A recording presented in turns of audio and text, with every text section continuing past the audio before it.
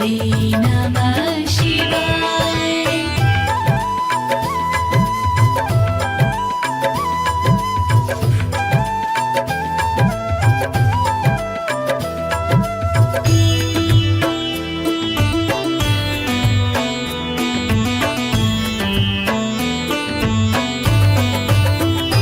ॐ भद्रेश्वराय शिव भद्रेश्वराय हर हर बोले नमः शिवाय।